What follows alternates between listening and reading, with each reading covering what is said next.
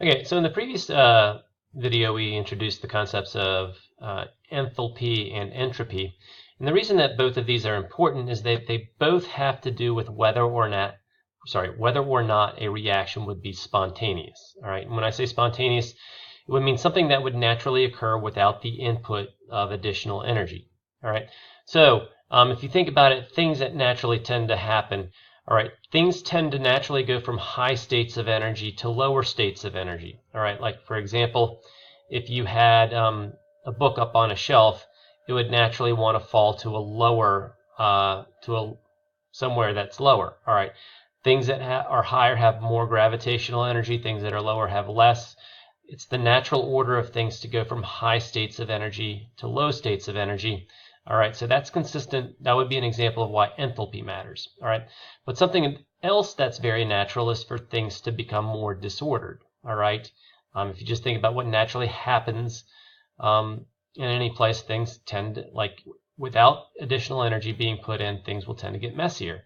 All right, so that's why entropy matters. All right, so these two concepts can be combined in what's called the Gibbs free energy. All right, and this is essentially, so Gibbs free energy in a process, well, actually, the total amount of Gibbs free energy would be just G, all right, but the change in the Gibbs free energy would be delta G, all right, and anytime a delta G is negative, what that means is that the reaction is going to be spontaneous. All right, it's something that naturally would want to occur.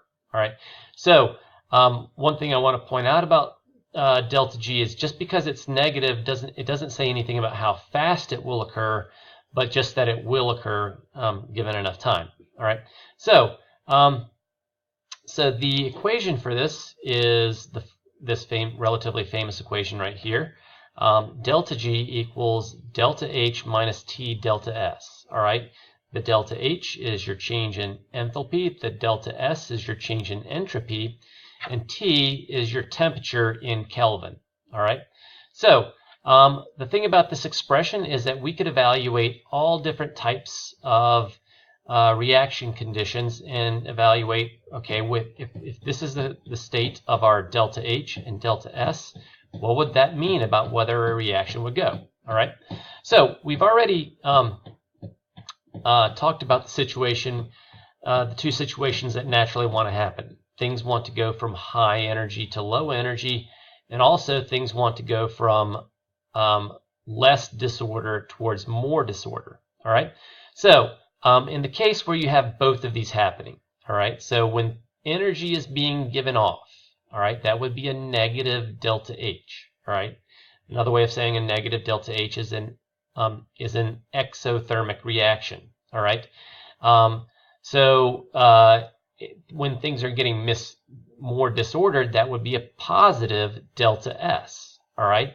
so if you think about it, a negative number minus what would end up being a positive number, all right, is going to give you an even larger negative number. All right, so that would guarantee a negative delta G, and whenever delta G is negative, that's going to be spontaneous. All right, so let's think about the opposite situation where you're putting your materials are absorbing energy. All right, this would be an example like if you were to, like a domino going from being on its side to being all of a sudden on its end. All right, it's not the order that things want to go to, or something going from ground level to going up higher. All right, that's doesn't tend to be a natural process. All right, but what if that happens at the same time that you've got a negative delta S? All right, well, if your disorder is going down,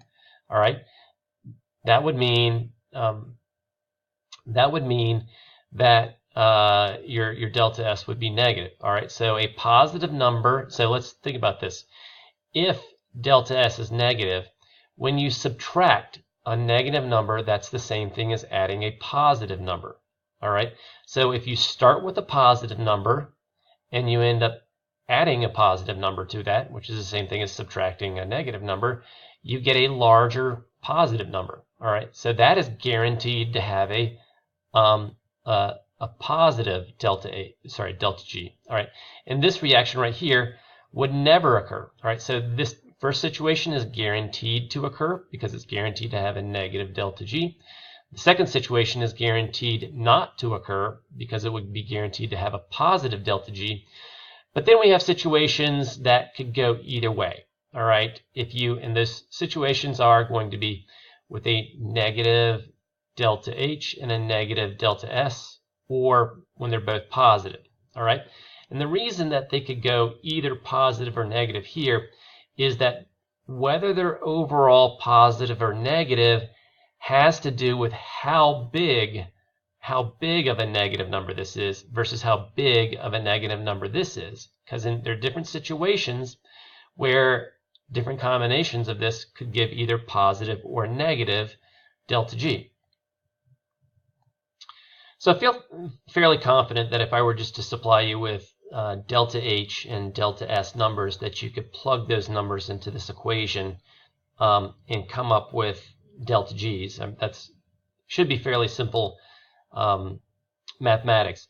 But what I wanted to do is just kind of give an example of why there are some situations where your delta G could sometimes be positive or negative depending on what the temperature of the reaction is. All right, so to describe this, I want to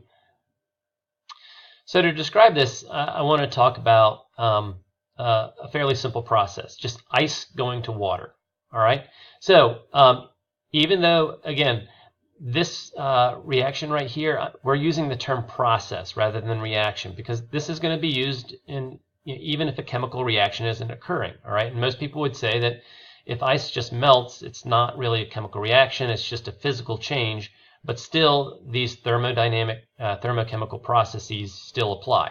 All right, so let's think about this. All right, generally when ice goes to water, all right, water is heat being absorbed by the material, or is heat being released by the material? All right, well, generally we need to put heat into this to get it to go from ice to water. So, and in fact, if you were to touch ice, you can feel that heat being absorbed by the ice. That's what you sense as cold. All right, coldness is just the sensation of your body losing heat. All right, so the delta H therefore would be positive. All right, heat's not being given off, heat's being put in when this happens. All right, but so what's going to happen to your delta S? All right, well, just think about it. Is there more disorder? Is disorder going up or is disorder going down? Well, disorder is increasing. Okay, when water is in its ice form, the molecules are more ordered than when they're in their water form, because there's just more motion and things that can move around when it's in its water form. All right, so delta S would be positive because disorder is going up. All right, so let's apply this to this situation right here. All right, so when ice is melting, all right, well, the delta H part of it, that's always going to be positive. This part of the equation is always going to be positive. All right, but let's take a look at this part right here. Well, we said that delta S right here is positive. All right, so let's think about what that means for delta G. Well, if your temperature is really small, if your temperature is really low, what that means is that this part of the equation is not going to be that significant. All right, so it doesn't matter how large this part is right here. If the temperature is really low, this entire part becomes very low. And what that means is that delta H is going to be the dominant part of that reaction, or this equation. All right, so at lower temperature, T delta S is small, so delta H is dominant. Therefore, since delta H is positive, delta G would be positive. All right, so this is going to essentially affect what that is. All right, and when delta G is positive, that means nothing happens. All right, so hopefully that's consistent with what you would have predicted. All right, at a lower temperature, if you've got ice at a lower temperature, you would expect nothing to happen. All right, it's going to stay solid. All right, but let's think about what happens if the temperature increases. All right, well, we know that when this is really low, this is going to be the dominant factor. But as the temperature increases, this part of the equation right here gets bigger and bigger and bigger, and it's eventually going to get to the point where it becomes bigger than whatever this part was right here. So once delta S gets large, this part right here gets large enough, and it's not a matter of delta S getting bigger, it's a matter of the T getting bigger, the temperature getting bigger. This part right here is going to become dominant. All right, when I say dominant, I mean it's going to be larger than this portion of the equation right there. And so therefore, if you take a positive number and you subtract a larger positive number, all right, so let's take a positive number like 9 and subtract a larger positive number, something like 10. 9 minus 10 would give you a negative number. All right, so therefore, at the higher temperatures, your delta G would be negative. All right, and when something is negative, that means it's going to be spontaneous. All right, and that's why the ice would melt. All right, so this explains this particular situation right here. You could use another analogy to describe the opposite situation. Think about candle wax becoming solid. All right, if you had hot candle wax and you just left it out, all right, well, heat is being given off. That's an exothermic reaction, so that would be negative. All right, when the candle wax solidifies, it's going from a liquid to a solid state. That is a decrease in the entropy. That means that this is negative. And just think about it.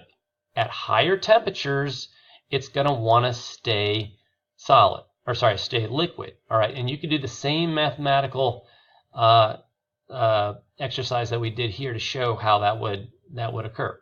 All right, so moving on to calorimetry. Calorimetry is actually I'm going to save this for the next video.